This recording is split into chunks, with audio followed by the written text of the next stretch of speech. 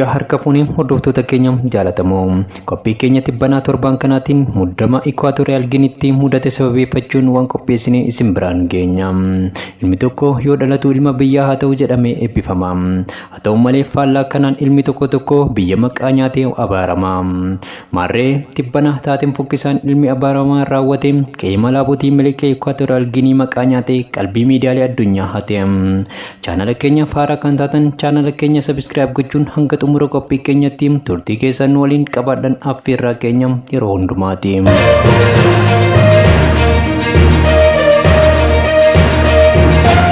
Namichi mataa muluu Baltazar Ibang Ingonga jedhamu Ikwaatoriyaal Giniitti dubartoota 400 olii waliin ejjuun miidiyaalee hawaasaa irratti waca guddoo kaafte.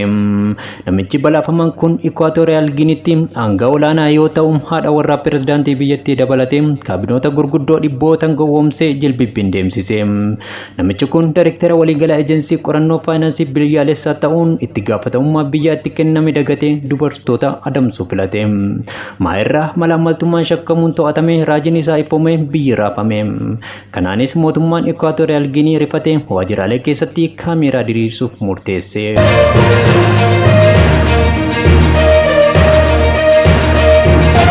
Namichi mataa muluu kun keessa beektonni akka jedhanitti Itoophiyaas abuuruun isaa hin oolle.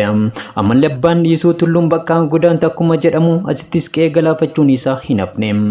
Sababa weerara namicha balaafamaa kanaatiin namooti mataan isaanii muluu kutaalee Afrikaa garaagaratti ija shakkiin ilaalamaa jirra jechuun komatu. Kan aggaammiin irratti raawwatames akka jiran waldaan malaatotaa ibsa miidiyaaleef kenneen ifoomse.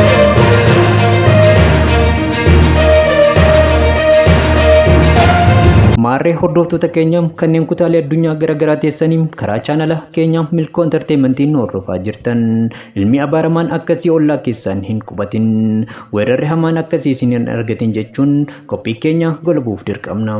Turtiin waliin qabattaniif galatoomaa. Horaa bulaa deebanaa.